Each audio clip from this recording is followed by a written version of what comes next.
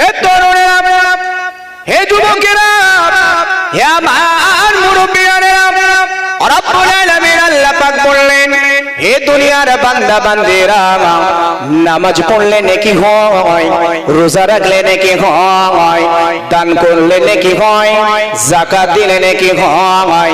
পাশাপাশি মনে রাখো, অভ্যাস তো তোমরা মিথ্যা বলাই, মিথ্যা ছেড়ে দেবে, অঙ্গীকার করবে আজ থেকে আর সরাসরি আমি ইচ্ছায় মিথ্যা বলবো না, এটাও ইবাদতে গণ্য হবে। একবার জোরে বলেন।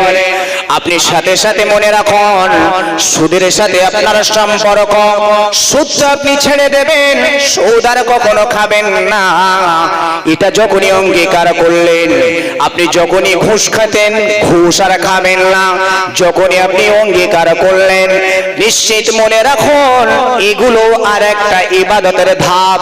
নামাজ পড়লে যেমন নেকি হয়, রোজা রাখলে যেমন নেকি হয়, শুধু ছাড়লেও নেকি হয়, ঘুষ ছাড়লেও নেকি হয়, মিথ্যা ছাড়লে নেকি হয়, মুনাফিকি ছাড়লে নেকি হয়, রিয়া ছাড়লেও নেকি হয়। একবার জোরে বলে।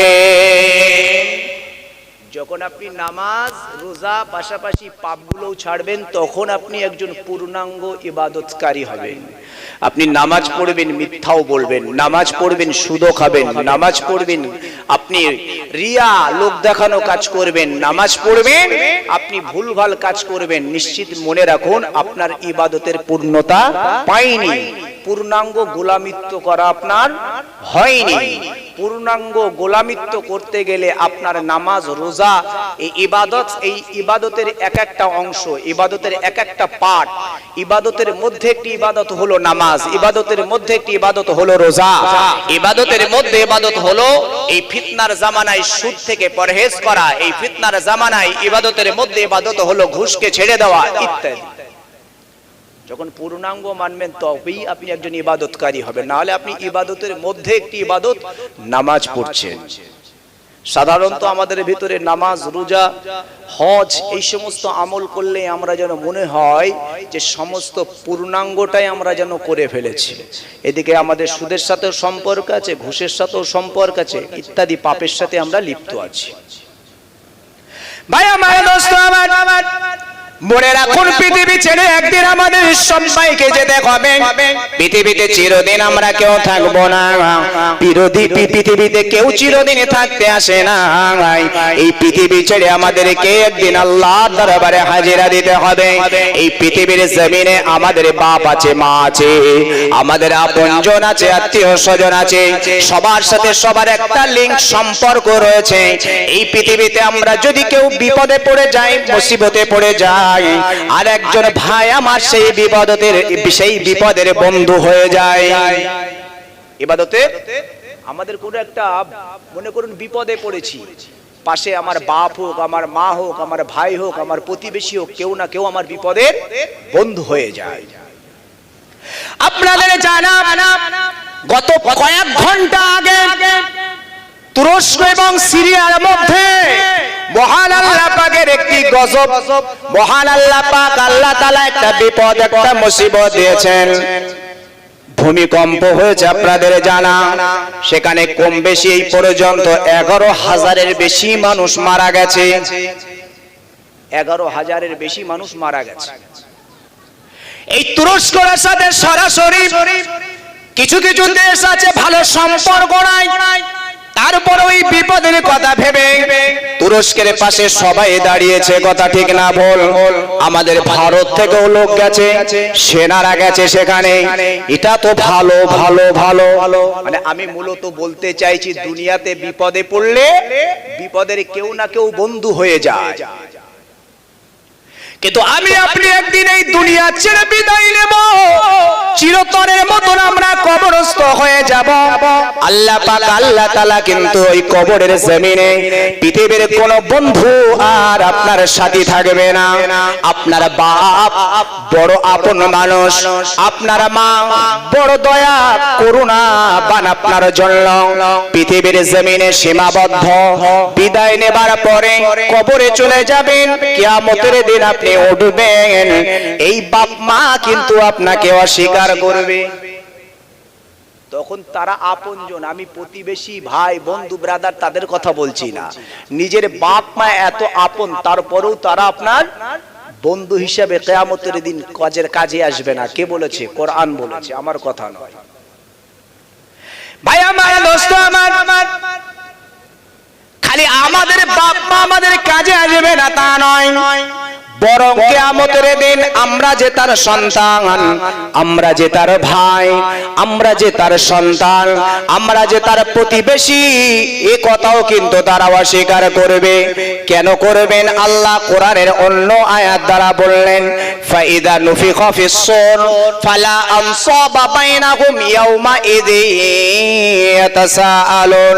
হে দুনিয়ার বান্দা বান্দীরা মনে রাখো, আমি আল্লাহ পাক আল্লাহ তাআলা এই পৃথিবী সৃষ্টি করেছে, আবার একদিন এই পৃথিবীটা আমি আল্লাহ ধ্বংস করে দেব, শেষ করে দেব, যেদিন পৃথিবীতে আর কিছুই থাকবে না। দিনটার নাম কিয়ামতের দিন, যেদিন আর পৃথিবী কিছুই থাকবে না, ঘর বাড়ি গাছপালা তরু লতা পাহাড় পর্বত মানুষ পশু পক্ষী যা কিছু আছে আল্লাহ সব ধ্বংস করে দেবে। আল্লাহ বললেন, বান্দা তোমরা অপেক্ষা করো, আর আমি আল্লাহ পাক আল্লাহ তাআলা এই কিয়ামতের দিনের ঘন্টা বাজানোর জন্য আমি আল্লাহ পাক একজন শ্রেষ্ঠ ফেরেশতা হযরত ইসরাফিল আলাইহিস সালামকে সৃষ্টি করেছি। কেবলমাত্র তার দায়িত্ব হলো, আমি আল্লাহ আমার যখনই ইচ্ছা হবে, হুকুম হবে, আমি আল্লাহ হুকুম করব, আর এই ইসরাফিল আলাইহিস সালাম সে ফুঁক দেবে। ফাইদা নুফিখা ফিস-সূর, সে সিংহায় ফুঁক দেবে। যখন সিংহায় ফুঁক দেওয়া হবে, ফালা আনসাবা বাইনাহুম ইয়াওমা ইযিন ইয়াতাসাআলুন। দুনিয়ার বান্দা বান্দীরা মনে রাখো, পৃথিবীতে তোমার বাপ, তোমার মা, তোমার আপনজন, তোমার ভাই বোন, তোমার আপনজন, তোমার প্রতিবেশী, তোমার ব্রাদার, তোমার প্রতিবেশী আপনজন। কিন্তু মনে রাখো, যেই দিনে কিয়ামত অনুষ্ঠিত হবে, যেই দিন ইসরাফিল আলাইহিস সালাম যেই দিন সিংহায় ফুঁক দেবেন, ওই দিনে সবার সম্পর্ক ছিন্ন ভিন্ন হয়ে যাবে, কারোর আর সম্পর্ক থাকবে না। কোন দিন থেকে? কিয়ামতের দিন নিজেদের বাপ, নিজেদের মা, নিজেদের আপনজন তারা অস্বীকার করবে। এই অস্বীকার করাটা তাদের জন্য দোষের নয়, তারা মিথ্যা বলবে না। কারণ আল্লাহ যেদিন সিংহায় ফুঁক দেওয়ার হুকুম রেখেছে ইসরাফিলকে, ইসরাফিল যেদিন ফুঁক দেবেন, ফুঁক দেওয়ার সাথে সাথে সমস্ত সম্পর্ক ছিন্ন ভিন্ন হয়ে যাবে। বাপ আর বেটা বলে চিনবে না, বেটাও আর বাপ বলে চিনবে না, আপনার মেয়েও আর মা বলে চিনবে না, মাও মেয়েকে চিনবে না। আমি একদম আপন ক্লোজটাকে নিয়ে বলছি। তাহলে পৃথিবীতে কেউ কাউকে চিনবে না, কোনো সম্পর্কই থাকবে না, সব সম্পর্ক নষ্ট হয়ে যাবে, সব সম্পর্ক ছিন্ন ভিন্ন হয়ে যাবে। ভাই আমার, দোস্ত আমার, আমি আপনাকে বোঝাতে চাইছি, পৃথিবীতে আমাদের বিপদের সময় বহু বন্ধু আমরা পাই, তারপরও সেই বিপদ থেকে আমরা মুক্ত হতে গেলে অনেক কষ্ট পাই। কথা ঠিক না ভুল? কিন্তু দুনিয়া থেকে চলে যাবার পরে যেখানে আর বিপদের কোনো বন্ধু নাই, সেই সময় যদি আপনি আমি বিপদে পড়ে যাই, মুসিবতে পড়ে যাই, আমাদের উপায় কি হবে ভাই? এটা তো আমাদেরকে ভাবতে হবে। ভাই আমার, দোস্ত আমার, পৃথিবী থেকে আমাদেরকে হয় ইমানদার হয়ে মরতে হবে, আর না হলে আমাদেরকে ধ্বংস হয়ে এই দুনিয়া থেকে বিদায় নিতে হবে। মনে রাখুন, আমরা যারা ঈমান এনেছি, যারা বিশ্বাস স্থাপন করেছি, তারাই যে খালি তারা তাদের জন্য জান্নাত, এটা ভাবা ভুল। কারণ এর মাঝখানের বীজখানে আপনাকে হিসাব চুকাতে হবে। ওই জন্য যদি আপনি প্রকৃত হতে চান, আপনি যদি মরণের পরে পরে নাজাত পেতে চান, তাহলে কোরআনের আয়াতের এই দৃষ্টিভঙ্গি আমাদেরকে ফলো করতে হবে। ইয়া আইয়ুহাল্লাযীনা আমানু তাকুল্লাহ, ইয়া আইয়ুহাল্লাযীনা আমানু, যারা আমি আল্লাহ আমাকে বিশ্বাস করেছো, পৃথিবীতে আমি ছাড়ার কোনো রব নাই, পৃথিবীতে আমি ছাড়ার কোনো খালেক নাই, মালিক নাই, আমি আল্লাহ হলাম তোমাদের রব, আমি আল্লাহ হলাম তোমাদের সব, আমি আল্লাহ হলাম তোমাদের সব। হে পৃথিবীর বিশ্বাসী গণেরা শোনো, আমি আল্লাহ বলবো তোমরা আমার উপরে বিশ্বাস স্থাপন করার পরে এবার তোমাদের কাজ হলো, আমি আল্লাহ তোমরা আমাকে আমানুত্তাকুল্লাহ হাক্কা তুকাতিহি, অবশ্যই তোমরা বিশ্বাস করার পরে আমি আল্লাহ আমাকে মানার মতন মানো, আমি আল্লাহ আমাকে ভয় করার মতন ভয় করো।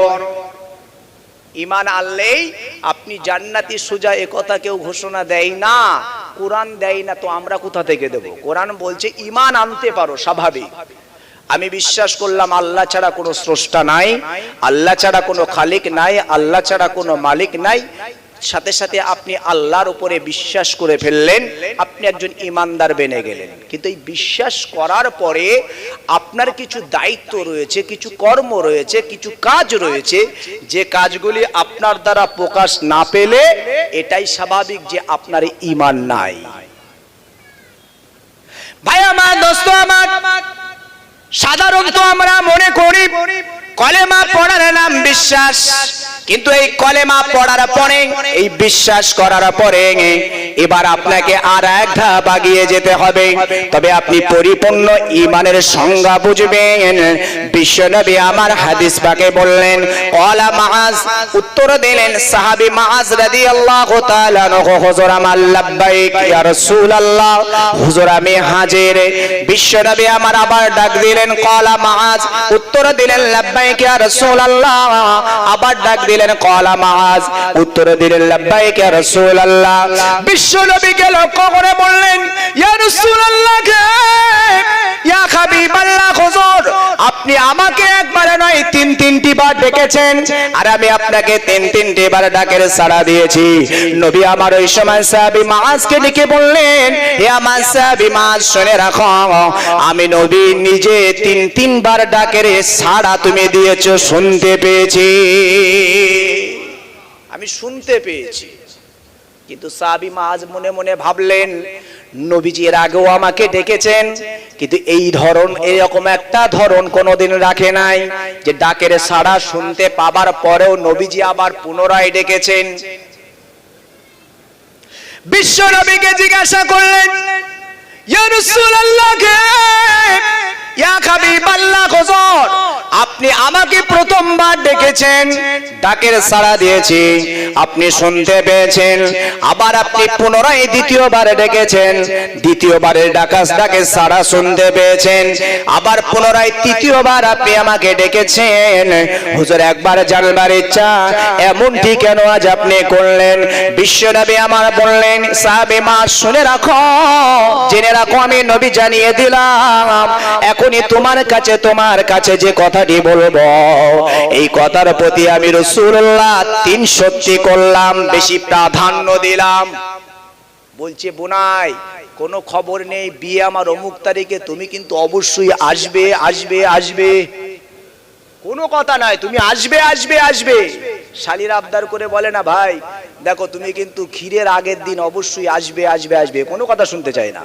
3 বার বলে, 2 বার বলে, মানে বেশি প্রাধান্য দেওয়া হয়, বাংলাতে যাকে 3 সত্যি বলা হয়। নবী বললেন, যে কথাটি এখন তোমাকে আমি বলবো তার উপরে 3 সত্যি করলাম।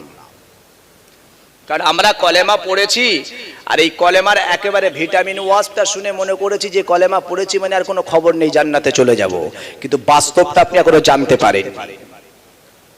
বিশ্বনবী আমার বললেন, এ সাহাবী মুআজ শুনে রাখো, আমি রাসূল পাক সাল্লাল্লাহু আলাইহি ওয়াসাল্লাম জানিয়ে দিলাম, শাহাদাতু আল্লা ইলাহা ইল্লাল্লাহ, যদি কোনে আমার উম্মতি একবার শাহাদাতের বাণীটা পড়ে নাই, পৃথিবীতে আল্লাহ ছাড়া কোনো স্রষ্টা নাই, আল্লাহ ছাড়া পৃথিবীতে কোনো খালিক নাই, আল্লাহ ছাড়া পৃথিবীতে কোনো মালিক নাই, পৃথিবীতে কেবলমাত্র শুধুমাত্র স্রষ্টা হলো মহান আল্লাহ, যদি পৃথিবীতে কথা কেউ স্বীকার করে নাই, আমি রাসূলুল্লাহ জানিয়ে দিলাম, হারামাল্লাহু আলাইহিন নার, ওই মানুষটার জন্য মহান আল্লাহ পাক আল্লাহ তাআলা তার দয়ায় তিনি জাহান্নামকে হারাম করে দেন। একবার জোরে বলেন, যিনি কলেমা পড়েছেন, যিনি শাহাদাতের বাণী স্বীকার করে নিয়েছেন, ওই ব্যক্তির জন্য নবী বললেন জাহান্নামের আগুন হারাম। এইটাই আমাদের জানা, যে কলেমা পড়েছি মানে জাহান্নামের আগুন হারাম। ভাই আমার নসমাত বিশ্বনবী সাহাবী মুআজ রাদিয়াল্লাহু তাআলা আনহু হুজুর আমান ওই সময় বিশ্বনবীর দরবারে প্রশ্ন করলেন, ইয়া রাসূলুল্লাহ ইয়া হাবিবাল্লাহ হুজুর, এবার আমার জানবার ইচ্ছা, একবার দয়া করে আপনি বলুন, পৃথিবীতে যদি কোনো মানুষ যদি একবার কলেমা অথবা শাহাদাতের বাণী আশহাদু আল্লা ইলাহা ইল্লাল্লাহ অথবা কেউ লা ইলাহা ইল্লাল্লাহ, পৃথিবীতে আল্লাহ ছাড়া কোনো স্রষ্টা নাই, পৃথিবীতে আল্লাহ ছাড়া কোনো খালেক নাই, পৃথিবীতে যদি কোনো উম্মতি এই কথা স্বীকার করে নাই, আপনার কথা অনুযায়ী ওই মানুষটার জন্য জাহান্নাম হারাম। যখন জাহান্নাম হারাম হয়ে যায়, নিশ্চয়ই ওই মানুষটা হবে আল্লাহর জান্নাতি বান্দা। একবার জোরে বলুন। তবে সাহাবী মুআজ বললেন, হুজুর এবার আমার জানবার ইচ্ছা, একবার দয়া করে বলুন, হুজুর পৃথিবীতে কোনো মানুষ খালি কলেমা শরীফ পড়ল, শাহাদাতের বাণী পড়ে নিল, আশহাদু আল্লা ইলাহা ইল্লাল্লাহ লা ইলাহা ইল্লাল্লাহ, পৃথিবীতে আল্লাহ ছাড়া কোনো স্রষ্টা নাই, মালিক নাই, খালেক নাই, এ কথা স্বীকার করার পরে ওই মানুষটা মসজিদে নামাজে গেল না, কলেমা পড়ল, ওই মানুষটা রোজা রাখলো না, রমজানুল মোবারক মাসে খালি খেয়ে খেয়ে বেড়ালো, এমনি করে এই মানুষটা কলেমা পড়ল, হুজুর দান খয়রাত হয়তো তার ভিতরে আছে, কিন্তু সে নামাজ রোজা শরীয়তের ফরজ হুকুম অর্থ আল্লাহ তাকে দিয়েছে, হজ করে নাই, অর্থ আল্লাহ তাকে দিয়েছে, যাকাত ওই ব্যক্তি প্রদান করে নাই, হুজুর এই মানুষটা কি জান্নাতি? যেহেতু আপনি বলেছেন কলেমা পড়লো মানে ওই মানুষটার জন্য জাহান্নাম হারাম হয়ে গেছে, তাহলে নিশ্চয়ই ওই মানুষটা জান্নাতি। হুজুর তাহলে কলেমা পড়ার পরে নামাজ পড়লো না, রোজা রাখলো না, ইত্যাদি আমল করলো না, তো এই মানুষটা কি জান্নাতি? ওর জন্য কি জাহান্নাম হারাম? নবীর কাছে প্রশ্ন করলেন। নবী আমায় বললেন, হে বাবা সাহাবী মা শুনে রাখো, আমি বিশ্ব নবী জানিয়ে দেই, নিশ্চয়ই মানুষটা কলেমা পড়লো, জবানে স্বীকারোক্তি দিল, ওই মানুষটা অন্তরে বিশ্বাস করলো না, ওই মানুষটা জবানে স্বীকার করলো, অন্তরে বিশ্বাস করলো, কিন্তু আমল দিয়ে বাস্তবায়ন করলো না। এই আমল দিয়ে বাস্তবায়ন না করার কারণে ওই মানুষটার কলেমা, ওই মানুষটার শাহাদাতের বাড়ির এক পয়সা মূল্য নাই। সে অন্তর মুখে পড়লো, কিন্তু অন্তর থেকে বিশ্বাসও করলো, কিন্তু ওই মানুষটা আমল দিয়ে বাস্তবায়ন করলো না। ঈমান তো তার নাম, জবানে পড়বে লা ইলাহা ইল্লাল্লাহ, আল্লাহ ছাড়া কোনো স্রষ্টা নাই, অন্তর দিয়ে মান্যতা দেবে অবশ্যই পৃথিবীতে আল্লাহ ছাড়া কোনো স্রষ্টা নাই, সে আমল দিয়ে বাস্তবায়ন করবেন সেই স্রষ্টা আমার উপরে যে হুকুম রেখেছেন, সেই স্রষ্টার গোলাম আমি, সেই স্রষ্টার গোলামিত্ব করা, এটা হলো আমার জীবনের আমল। এই পূর্ণতায় যদি আপনি না পৌঁছাতে পারেন, আপনার ঈমানটা কিন্তু পরিপূর্ণ হলো না। নামকে ওয়াস্তে আপনি বিশ্বাসী হলেন, নামকে ওয়াস্তে আপনি ঈমানওয়ালা হলেন, ওই সমস্ত মানুষদেরকে ডাকলেন, ইয়া আইয়ুহাল্লাযীনা আমানু, তোমরা যারা বিশ্বাসী আছো, আমি আল্লাহ জানিয়ে দিলাম, ইত্তাকুল্লাহ হাক্কা তুকাতিহি, তোমরা আমি আল্লাহ আমাকে ভয় করার মতন ভয় করো, আমাকে মানার মতন মানো। নবী আরো স্পষ্ট করলেন, সাহাবী মুআজ রাদিয়াল্লাহু তাআলা আনহু হুজুরকে বললেন, এ সাহাবী মুআজ শুনে রাখো, পৃথিবীতে আমার উম্মতি তারা কি কলেমা বোঝে না, তারা কি একত্ববাদের স্বীকারোক্তি তারা বোঝে না? হে আমার সাহাবী মুআজ, আমি রাসূলুল্লাহ তোমাকে জানতে চাই, একবার বলো পৃথিবীর জমিনে তাদের সুখের জন্য, শান্তির জন্য আল্লাহ পাক নিয়ামত হিসাবে তাদের বিবি দিয়েছেন, তাদের ঘরে ঘরওয়ালি দিয়েছেন। বিবি হলো ঘরের একটা নিয়ামত, একটা পুরুষ ইয়ং বয়সে ঘুরে ফিরে আনন্দ ফুর্তি করে, কিন্তু ওই মানুষটার একটা সময় আসে, ওই যুবকটার একটা সময় আসে, তার মনের ভিতরে একটা আবেগ, একটা উৎফুল্ল, একটা আনন্দ তৈরি হয় যে আমি এবার বিবাহ করব, শাদী করব। ওর পরে একটা বিবাহর পরে কি যন্ত্রণায় পড়ে সেটা পরের বিষয়, কিন্তু বিবাহ করে সে শান্তি পাবে এবং শান্তিও মহান আল্লাহ তার অন্তরে দেন। এই যে নিয়ামত, এই যে নিয়ামতটা মহান আল্লাহ পাকের দেওয়া, তাই নবী বলছে তারা বিবি পায়, বউ পায়, এই যে নিয়ামতটা তারা যে গ্রহণ করে, এই নিয়ামতটা পাওয়ার ক্ষেত্রে নবী তিনি প্রশ্ন করলেন, হে মাস, তুমি কি বিবাহ করেছো? আমার তোমার কাছে জানবার ইচ্ছা, তুমি কি বিবাহ করেছো? তুমি কি দুনিয়ার আল্লাহ পাকের দেওয়া এই নিয়ামতটা উপভোগ করেছো? জি হুজুর করেছি। কিন্তু এই নিয়ামতটা উপভোগ করতে গেলে ইসলামের কিছু দৃষ্টিভঙ্গি রয়েছে, ইসলামের একটা পদ্ধতি আছে, এই পদ্ধতিতে সেই মেয়েকে গ্রহণ করতে হয়। আমরাও বিবাহ শাদী করেছি, আমরা তো নিশ্চিত জানি, বা আমরা অনেকে উকিল আছি বা বিয়ের মজলিসে বসি, আমরা দেখেছি ইমাম সাহেব একজন উকিল ফিট করে, সেই উকিল একজন উকিল তৈরি করে ইমাম সাহেব করে, এই ছেলের কাছ থেকে মেয়ের কাছে প্রস্তাব পাঠানো হয় যে অমুক গ্রামের ছেলে, অমুকের ছেলে, অমুক এত টাকা দেনমোর ধার যে বিবাহ করতে আসিয়াছে, তুমি কি কবুল? এ কথা বলা হয়, মেয়ের কাছে যাওয়া হয়, মেয়েকে বলা হয়, মেয়ের সঙ্গে সঙ্গে শুনে যে অমুক গ্রামের ছেলে, অমুকের ছেলে, অমুক এত টাকা দেনমোর ধার যে আমার সাথে বিবাহ করতে এসেছে, ওর সাথে সাথে বলে আলহামদুলিল্লাহ, আমি কবুল করলাম। মেয়ে বলে কথা, বিবাহ জায়েজ। মনে করুন বিবাহতে রান্না বান্না খাওয়া দাওয়া কিছু হয়নি, খুতবা হয়নি, দোয়া হয়নি, ইজাব কবুল হয়েছে। বিয়ের মূল শর্ত হলো ইজাব আর কবুল। ইজাব কবুল যদি ঠিক থাকে বিবাহ জায়েজ। হয়তো উত্তম পন্থায়, উত্তম তরিকায় হলো না, যেমনটি আমরা যেভাবে করি সামাজিকভাবে এক জায়গায় বসে আমরা দোয়ার মজলিস করা হয়, দোয়া করা হয়, খুতবা তেলাওয়াত করা হয়, তারপরে এর মাঝখানে আমরা ইজাব কবুল সারি, এটা একটা উত্তম তরিকায়। কিন্তু কোনোটাই হলো না। যদি ইজাব কবুল হয়ে যায় বিবাহ জায়েজ, আর মনে করুন সবটুকুই হলো কিন্তু ইজাব কবুল হলো না, বিবাহ জায়েজ নয়। আসলে বিয়ের মূল শর্ত হলো ইজাব আর কবুল, মানে প্রস্তাব দেওয়া। ইজাব মানে প্রস্তাব দেওয়া, কবুল মানে মেয়ের গ্রহণ করা।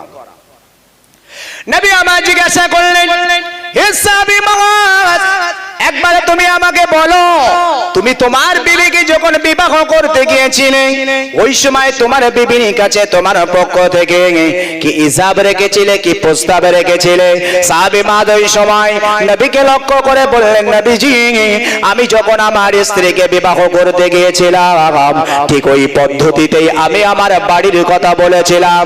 আমি অমুক গ্রামের ছেলে, অমুকের ছেলে, অমুক এত টাকা দেনমোহর ধার্য করিয়া তোমার সাথে বিবাহ করতে আসিয়াছি, তুমি কি কবল? নবীজি বললেন এই কথা বলেই বলছে, তারপরে বলছে আমার বিবি বললেন আলহামদুলিল্লাহ আমি কবল। বিবাহ হয়ে গেল, শাদী হয়ে গেল। নবী এবার জিজ্ঞাসা করলেন, এ সাহাবী মুআজ, এবার বলো, এই বিবিকে তুমি বিবাহ করে ঘরে নিয়ে এসেছ? জি হুজুর নিয়ে এসেছি। তোমার ওই বিবি কি তোমার ঘরে তোমার কাজকর্ম করে? জি হুজুর করে। তোমাকে খেদমত করে? জি হুজুর করে। তোমার পিতা মাতার খেদমত করে? জি হুজুর করে। নবীজি বললেন, সাহাবী মুআজ, কিন্তু তুমি প্রস্তাব রেখেছিলে খালি তোমার নাম, তোমার বাপের নাম আর তোমার গ্রামের নাম, আর কত টাকা দেনমোহর করেছে এতটুকু। কিন্তু এই দেনমোহর, এই তোমার নাম পরিচয় দেবার পরে তুমি তো তোমার বাড়ি তোমার খেদমত করতে হবে, তোমার বাপ মার খেদমত করতে হবে, বাড়িতে রান্না বান্না করতে হবে। এই সমস্ত কথা কিন্তু প্রস্তাবে রাখো না, তাও তারপরে তোমার বিবি করে? জি হুজুর করে। প্রস্তাবে তো আমরা রাখি না যে বাড়ির আমার 4টে ঘর আছে, ঘরগুলো পরিষ্কার পরিচ্ছন্ন রাখতে হবে, বৌমা আমার আব্বা মা আছে তাদের খেদমত করতে হবে, আমার শোয়ার বিছানা করে দিতে হবে, ইত্যাদি ইত্যাদি। এগুলো তো বলা হয় না, কিন্তু তারপরেও তো বিবি করে। এবার একটু উল্টো করে বলা যাক, আজ যদি আমার ছেলেটা বিয়ে করে বাড়ি আসে, আমার ঘরের বধূ, আমার ঘরের বউ বিবাহ করে বাড়ি আসার পরে ঘর থেকে বার হয় না, গোসল করে, খায় দায় আর ঘরেই বসে থাকে। একদিন দুদিন কেটে যায়, এখন আমার ঘরের ছেলে সে তো আমার বাড়ির পরিবেশ জানে, এলাকার পরিবেশ জানে। আমার ঘরের বধূ তথা আমার বৌমাকে আমার ছেলে ডেকে বলছে, বধূ, হে আমার বউ, হে আমার বেবি, তুমি কেন ঘরের ভিতরে সর্বদা শুয়ে বসে থাকো? তুমি তো, তোমার তো কাজ তোমার নিশ্চয় জানা। তুমি আজ আমার ঘরের বিবি হিসাবে এসেছো, তুমি আমার ঘরের বধূ, তুমি আমার ঘরের বউ হয়ে এসেছো। এসেছো, নিশ্চয়ই তোমার মনে রাখা দরকার আমার ঘরের রান্না বান্নার দায়িত্ব কিন্তু তোমার, আমার ঘরের ঝাড়ঝোট পরিষ্কার পরিচ্ছন্ন করার দায়িত্ব তোমার, কিন্তু তুমি এগুলি করো না, এটা তো ঠিক হচ্ছে না। আমার ছেলে বউকে ডেকে বলছে, আমার বৌমাকে তার নিজের বউকে ডেকে বলছে তুমি এগুলো করো না, তো আমার খুব খারাপ লাগছে। আমাদের এখানকার পরিবেশ, মেয়েদেরকে বিয়ে করে নিয়ে আসলে সেই মেয়েরা ঘরের কাজ করে, রান্না বান্না করে, ঘর ঝাড়ঝুড় দেয়, পরিষ্কার পরিচ্ছন্ন করে, আরামের বিছানা সেই স্ত্রী বানিয়ে দেয়, কিন্তু তুমি তো নিজেই তো নিজের অপেক্ষায় বসে আছো, আমার বিছানাটাও তো তুমি করো না। এগুলো করো, এগুলো করা দরকার। রাতের বেলা ঘুমানোর সময় আমার ছেলে যখন বৌমাকে ডেকে বলল, বৌমা কি ব্যাপার, তুমি কেন এইভাবে বসে আছো, গভীর রাত হয়ে গেছে, একবার বিছানাটা করে দাও, সারাদিন ধরে আমি কাজকর্ম করে এসেছি, একটু আমি আরাম করতে চাই। বউ আমাকে ডেকে বলছে এগুলো বলা ছিল না, আপনি বিছানা করে ঘুমান। বলা ছিল না, কথাটা তো ঠিক বলেছে, ভুল তো বলেনি। রান্নার সময় একই কথা, খাওয়ার সময় একই কথা, এইভাবে যদি বিবি সব কথা সব কাজের সময় একই কথা বলে, তুমি যখন আমাকে বিবাহ করেছিলে এই বিবাহের সময় কথা কোনো কিছুই বলা ছিল না, অতএব আমি করতে পারবো না। এবার আপনি বলুন, আমার ঘরের এই বৌমাটা যদি এইভাবে চলতে থাকে, হয়তো নতুন নতুন বলে কিছুদিন ছাড় পাবে, 1 মাস 2 মাস যদি একই সিস্টেম একই পদ্ধতিতে চলে, এবার আপনি বলুন ওই বিবিটা কি আমার ঘরে আর টিকতে পারে? 1 মাস 2 মাস 5 মাস চলে যাচ্ছে, তখন কি করবেন? বৌমা তো তার আগ পর্যন্ত সেই একই কথা বলা হয়নি, একই কথা বলা হয়নি, তো সেই একই কথা যদি বলে, ও বৌমা তো আস্তে আস্তে বৌমাকে ডিভোর্স করাতে হবে, ও বৌমাকে তো তালাক দিয়ে দিতে হবে, এটাই তো স্বাভাবিক। আমার ঘরের ছেলে বিয়ে করে নিয়ে এসেছে, তার বিছানাটা একটু করে দেবে, একটু রান্না বান্না খাওয়া দাওয়া, যে সমস্ত সংসারে যে দায়িত্বগুলো বউদের আছে সেই দায়িত্বগুলো সে পালন করবে। এর জন্যই তো ছেলেকে বিয়ে দিয়েছে আর ছেলে বৌমা নিয়ে ঘরে এসেছে, এটাই তো তার কাজ। এই কাজগুলো যদি অস্বীকার করে, স্বাভাবিক ওই বউ আস্তে আস্তে তালাক হবে, এটাই তো স্বাভাবিক। ভাই আমার, দোস্ত আমার, বিশ্বনবী আমার বললেন, হে সাহাবী মাআদ, একবার বলো, যদি তোমার ওই বিবি যদি তোমার ওই হিসাবের মধ্য হতে তোমার ঘরে আসে, তারপরে যদি তোমার বিবি কাজকর্মগুলো করে, তার জন্য তোমার বিবি ঠিক আছে, তবে যদি তার বিপরীতটা হয়, যখনই কাজের কথা বলবে যদি একই জবাব সে দেয়, একবার বলো ওই সময় ওই বিবি কি তোমার ঘরে থাকতে পারে? সাহাবী বললেন, ইয়া রাসূলুল্লাহ, ইয়া হাবিবাল্লাহ, হুজুর বিবিকে তো ওই দায়িত্ব ওই কাজগুলোই তাকে করতে হয়, যদি সে না করে, যদি সে অস্বীকার যায়, নিশ্চিত আমার ঘরের আমার বউ আর সে থাকতে পারে না। হয়তো একদিন আমি রেগে হোক অথবা মানুষকে ডেকে হোক, আমি যে দায়িত্বের জন্য নিয়ে এসেছি সেই দায়িত্ব পালন করতে অক্ষমতা প্রকাশ করার কারণে আমার ওই বিবিকে আমি তালাক দেব, ডিভোর্স দেব, এটাই স্বাভাবিক। নবী আমার বললেন, হে সাহাবী মাআদ, যদি তোমার বিবি একজন নারী, একজন মহিলা, এই মহিলা যদি এইটুকু কথার মধ্যে তোমার সংসারের রান্না বান্না, তোমার সংসারে তোমার বাপ মায়ের খেদমত, তোমার সংসারে তোমার আরামের বিছানা করে দেওয়া ইত্যাদি বিবিদের যত কাজ আছে, যদি এই হিসাবের মধ্যে যদি তোমার বিবি বুঝে ফেলে, আরে পৃথিবীতে যে মানুষটা একবার কালেমা পড়ে নিল, আল্লাহ ছাড়া কোনো স্রষ্টা নাই, আল্লাহ ছাড়া কোনো খালিক নাই, আল্লাহ ছাড়া কোনো মালিক নাই, নিশ্চয় ওই মানুষটা একজন ঈমানওয়ালা হয়ে গেল, একজন ঈমানদার হয়ে গেল, কিন্তু ওই ঈমানদার ঈমানওয়ালার দায়িত্ব সে বুঝতে পারল না। এই রকম ঈমানদার কখনো ঈমানদার হিসাবে থাকতে পারে না। সে যদি ঈমান আনার পরে সেও যদি নামাজ রোজা, কলেমার মধ্যে যদি আপনি বলেন নামাজ কই, কলেমার মধ্যে রোজা কই, কলেমার মধ্যে হজ কই, যাকাত কই, কলেমার মধ্যে সুদ ছাড়তে হবে, ঘুষ ছাড়তে হবে, মিথ্যা ছাড়তে হবে, কথাগুলো কলেমার মধ্যে কই, যদি এ কথা আপনি বলেন, নিশ্চিত মনে রাখুন, ঠিক রাসূলুল্লাহ সাল্লাল্লাহু আলাইহি সাল্লাম উদাহরণ দিয়েছে ওই নারীর মতন। ওই নারী যেমন অস্বীকার করলে তোমার ঘরের বধূ হিসেবে তার আর স্থান থাকে না, যদি কোনো আল্লাহর বান্দা আল্লাহর উপরে বিশ্বাস করার পরে যদি কোনো মানুষ যদি এ কথা বলে, মনে রাখো ওই মানুষটাও কোনোদিন প্রকৃত ঈমানদার আর থাকতে পারে না, ওকেও আল্লাহ একদিন ডিভোর্স দিয়ে দেবে।